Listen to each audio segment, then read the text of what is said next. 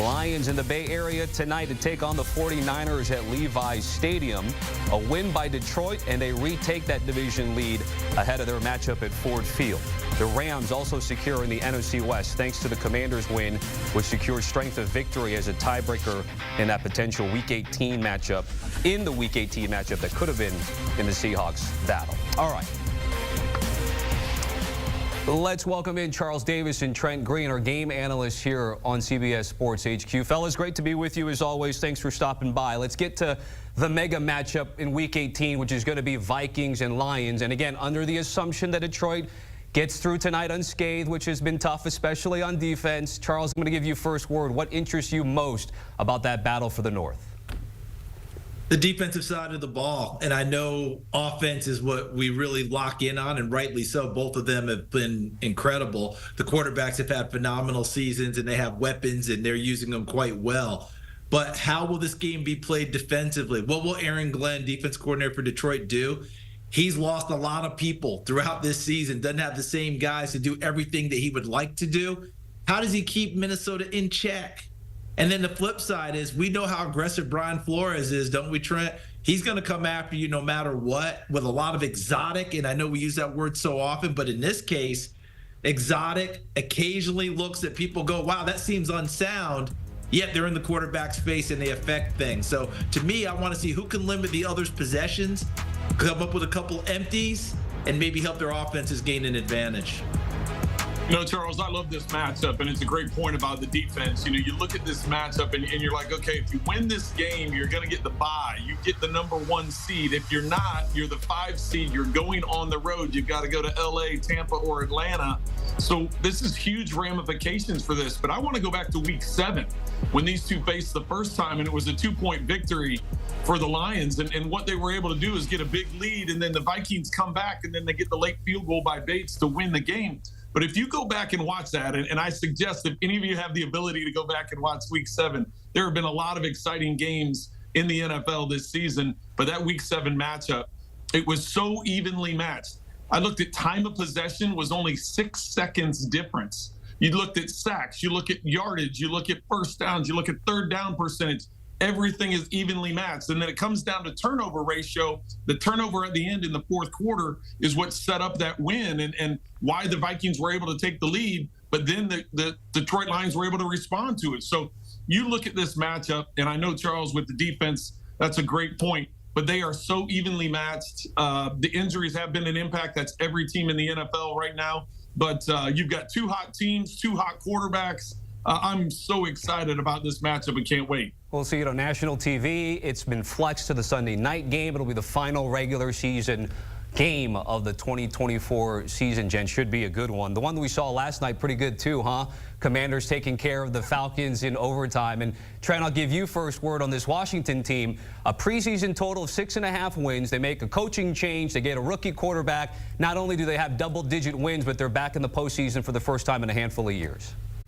Yeah, it's impressive, and I know Jaden Daniels gets a lot of the attention, and rightfully so. He's in position to be the offensive rookie of the year. Obviously, Bowers with the Raiders has something to say about that. Bo Nix has something to say about Malik Neighbors is coming on strong, over 1,000 yards. So there's some other rookies, but I think it really comes down to Jaden Daniels and what he's been able to do. And Dan Quinn doesn't get enough credit. You look at what Dan's turned around that defense. They were 32nd in defense a year ago, and now all of a sudden with Jaden Daniels leading the way, they go from 4 wins a year ago to already at 11 wins and qualifying for the playoffs. So give him credit. The throw that he made throughout this game, the plays that he makes with his feet, that play in particular, rolling to your left and throwing back over the middle the way that he did to get that first touchdown that we showed there. It's phenomenal body control and just his leadership. The thing that jumps out to me, Charles, is when you watch him, how calm he is in the big moments. And he doesn't ever waver. It's like, okay, how is this kid handling this pressure the way that he is? And I know he played in big games in college. I know he's handled all that stuff. But everything is on the shoulders. And I played in Washington for 4 years. I know how the fan base is there. I know how much attention is placed on that team. He came in with not a lot of expectations for the team this season because, as I said, and as you just mentioned, Tommy, that only 4 wins a year ago. But they just got things turned around, and it's been impressive what Jaden Daniels has done. And I've been really impressed. It's hard for a rookie to come in and make an impact like he has, but he definitely has made that impact. Yeah, and Trent, I'll just piggyback off of what you're talking about, starting with Jaden Daniels. You played in big games in college, and I'm pretty sure if I asked you, college to the pros, is it a little bit different until you get used to it? I think the answer is yes, right? So you have to go through the fire, and it's a different way of going about it. I don't care how big a games you played in college. The NFL is going to be different, and this young man has handled it well. Arizona State, LSU, and on. I think part of it is when he went to LSU, unlike a lot of youngsters nowadays, they go to places where they're quote-unquote guaranteed to be the starter. He didn't ask that question. He just asked, is there an opportunity? And he went and seized it at LSU. Plus, as Trent can attest and tell people, if you can play for Brian Kelly in college, if he can be your head coach and quarterbacks guy, you can play for anyone because Brian's going to test the heck out of you. And Jaden Daniels passed that test with flying colors. The leadership aspect you touched on, Trent, how often do teams really, truly let a rookie take charge? It's hard to do. It's difficult. This team did because he took over right away, not in a heavy-handed way, just by what he showed, how he came to the facility every day, how he worked. But I think about this Washington team in a bigger picture. Ownership, but still new to all of us, but they hired Adam Peters as the GM. He's hit all the right notes. Hired Dan Quinn as the head coach. He's obviously hit all the right notes. And I think a guy like Olamide Zaccheaus, the wide receiver, will serve as my example for why things are working there. He played for Dan Quinn in Atlanta, knew how Dan operated, plus Dan is the new improved version. He can transmit that to the rest of the team. This is what you're going to get. I speak DQ. Don't worry about that. And he's increased his game as well. He's become a primary guy for them. So a lot of guys have jumped their games up. Dan Quinn is the new improved version of himself. Adam Peters doing a great job as a GM, and ownership has that whole city, that whole area feeling good about itself, to the point, Trent, that they're talking about building a new stadium back where RFK was and getting back downtown where probably this Washington team belongs. It was great to see what was at stake last night, guys, because on the flip side, Atlanta loses. They were in pole position for the division. Now that goes into the hands of the Tampa Bay Bucks. And, Charles, you had that game over the weekend. They retake that NFC South lead. An impressive win over the Panthers coming off that disappointing game against the Cowboys here. They've got everything else in front of them here. What stood out to you about how they responded on Sunday? Yeah, they responded in a big way, and I thought part of it was very simply frustration. They knew what they had blown in Dallas in a game that they should have handled. They had a better football team. They didn't play to that level. The other part was they played a lot of tight games along the way. This was a chance to take advantage of a team that wasn't there for them, that shouldn't have been on their level, and they did it. So put it all together now. But I look back through their season, Trent, and I see a team that has some incredibly big wins along the way. They beat Washington in week 1 at home. They won at Detroit. They beat Philadelphia. They won at the Los Angeles Chargers. Sounds great, doesn't it? So why are they in this position? Lost twice to Atlanta. At Kansas City in overtime when they had a chance to go for 2, didn't do it. Lost to an 0-2 Denver team at home early in the season when they were playing pretty well. And, of course, we already mentioned Dallas. They're in this spot by their own doing, but they have a chance to take care of their own business. They just got to take care of New Orleans, and I think that they will. And we've seen how dangerous they can be in the postseason, winning a game, threatening in the next round. Nobody wants to play Baker Mayfield and the Bucs in the playoffs. Trent, I'll get you back into this conversation here. Both of your guys' thoughts on Josh Allen, really Josh Allen and Lamar Jackson when it comes to the MVP race. It just seems like anytime one plays, they're narrowing the number, and then the other plays, he's lengthening the number.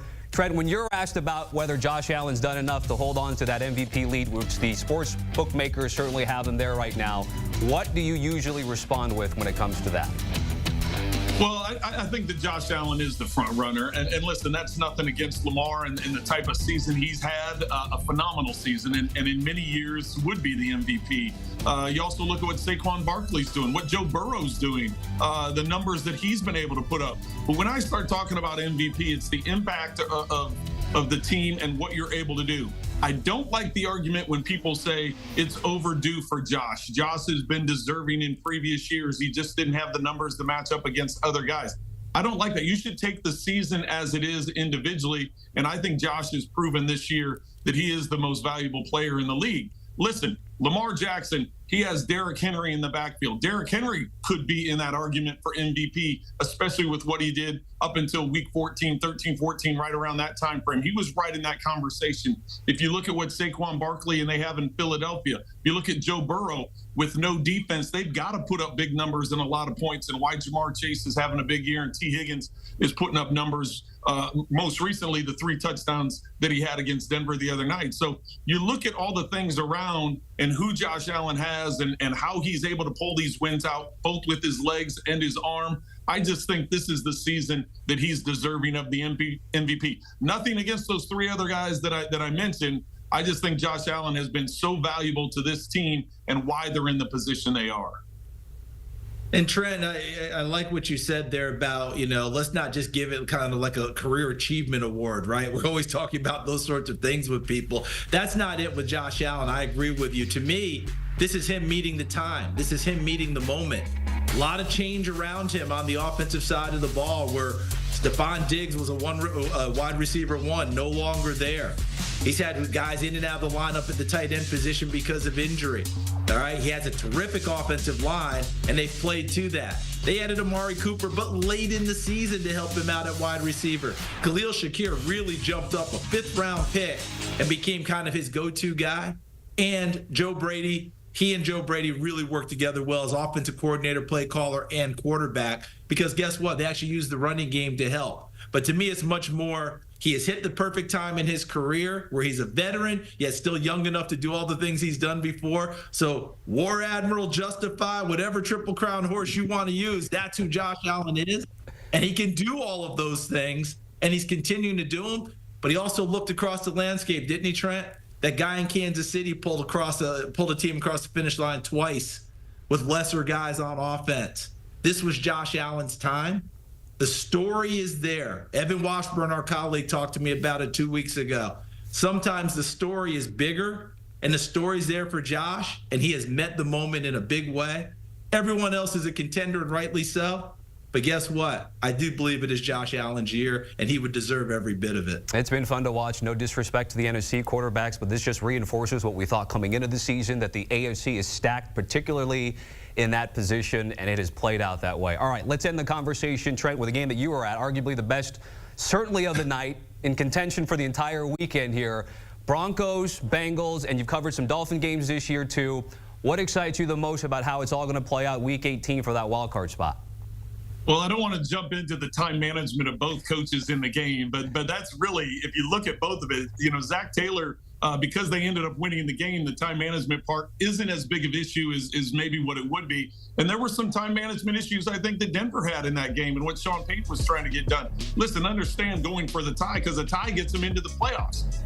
Before that review of the touchdown pass by Bo Nix, that was the thing. They were going for 2, and then somebody got in his ear and was like, listen, a tie gets us into the postseason. So I love this, how this is all coming down to the wire. I know Denver doesn't love it. They would rather have it all secured. They're going to be facing a Kansas City team that isn't playing majority of their starters. Listen, with 53 guys on the roster, you have to play some of your starters. But based on what Andy's done in the past, what Andy Reid's done in the past, he's not going to play Mahomes. He won't play Kelsey. He won't play Chris Jones. He's going to let those guys rest up.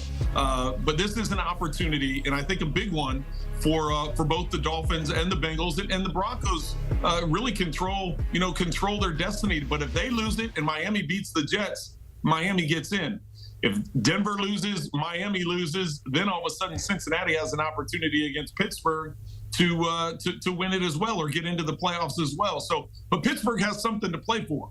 They're battling with Baltimore to try and get the division. So that's all going to be decided on Saturday because those 2 games are on Saturday. So there'll be a lot going into the game, understanding what has to be done, what needs to take place. And the Broncos control everything, but the Dolphins, I want to see this week, Charles, if Tua is going to play this week. I know there was, he didn't play the past week. They said there's hip. McDaniel said after the game, I don't know if his hip's going to be ready. It's going to be, it's going to be up in the air how he practices all week. I think that's going to be a huge factor in this. And then the second thing to that, how did the Jets come out and play? It's their last game. They had a miserable game last week. It was awful. It was hard to watch. And Do they come out and respond the way that you would think a professional would respond, especially on the defensive side of the ball? So I think those are the two factors for me. How do the Jets respond after that beatdown last week? Do they come out and fight for something? Or does Tua play, and that will have a big impact about attacking that defense as well? So I'm excited for it. It's great that it's come down to the final week, and we'll see what happens. Trent, Charles, appreciate you as always. Thanks for hopping on CBS Sports HQ talking NFL. We certainly love it.